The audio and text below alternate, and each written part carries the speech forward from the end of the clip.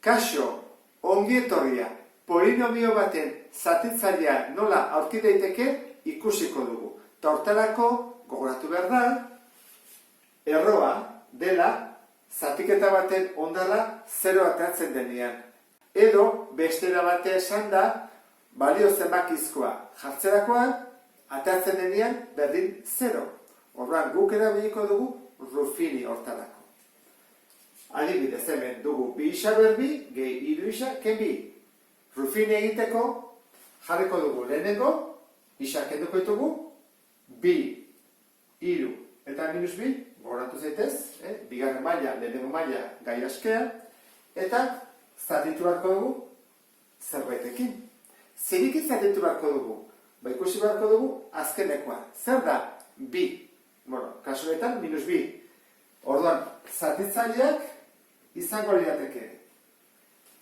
Batekin zatitu daiteke, minus batekin ere bai, bikin, minus bikin, eta bukatu da. Zeiten badugu zati hiru, ez da ateratzen. Komarekin zati lau ere ez. Horren hemen jartzen ditugu, gai askearen zatitzailea. Eta horren, honekin probatu behar dugu. Hasiko gara, batekin jarriko dugu. Bat.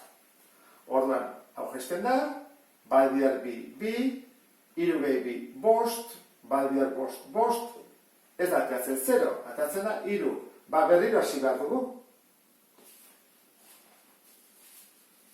Kentzen dugu. Probatuko dugu minus batekin. Ea ze gertatzen den.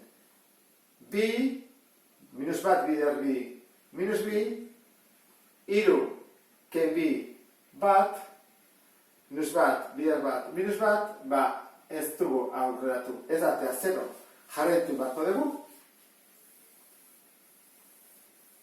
Horrein zen tokatzezegu, biakin, bi gesten dut, bi bihar bi, lau, gaizki ez da, hiru gehi lau, zazpi, eta hemen, bi bihar zazpi, 14, pasen gera, 12 gehitzen gera.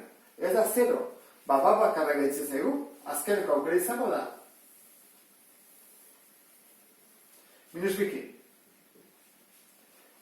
Gesten dut bi, minus bi bidar bi, minus lau, hiru gehi lau, minus bat, minus bi bidar minus bat, plus bi, horren bai, 0 eta zaigu. Horrek esan nahi du, hau zatitzaile bat dela. Orduan, hau nola jar daiteke? Hau da, zatikizuna, egiten da. Zatitzailea bidar zatidura. Horran, hau da bat, eta hau da bestea. Nola jartzen da, bakigu, hau aurkakoa dela. Alderatziz jarri bako du, plus bi. Orduan da, isa gehi bi, bider, eta hemen zer da? Hau da, ondara, gai askea, lehenengo mailakoa, bi isa ke bat.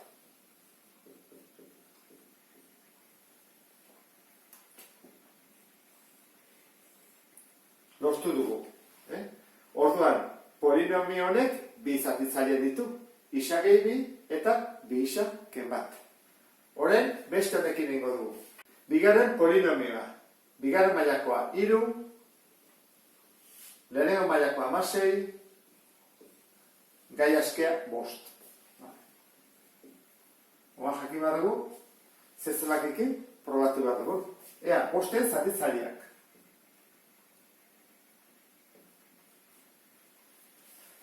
Zatitu eteke batekin, eta minus batekin, noski. Bikin ezin da, hirukin ezin da, laukin ezin da, 5ekin bai, eta minus 5ekin. Lau. Hori guzi bat dugu, zerekin probatuko dugu. Iruditzen bat zaizu, batekin eta 5ekin ez dugu probatuko. Zergatik, zer jartzen duten positiboa, joango geha batutzen, eta gero handiagoa. Horra izan barru negatibo bat. Edo minus bat, edo minus 5. Ezin da izan positiboa. Horra hasiko geha minus batekin. 3 gesten dut, minus bat, bidar 3, minus 3, ez egoatatzen, argi dago.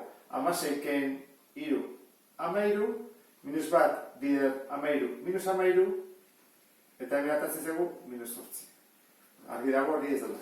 Ez egu 0 batean. Beste bat ingo dugu.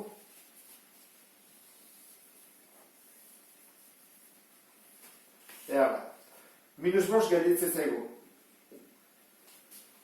3 gesten dut, minus bost, bidar 3, minus 15,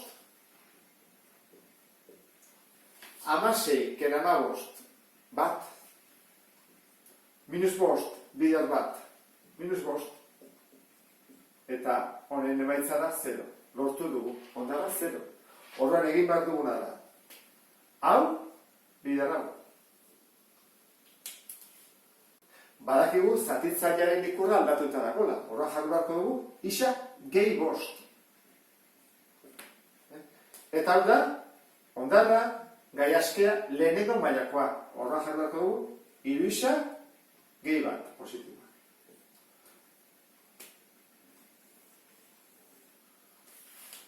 Batuketa edo takenketa zirenak lortu dugu biderketak bihurtzea. Eta ulertu zelakoan, beste bat arte. Agur?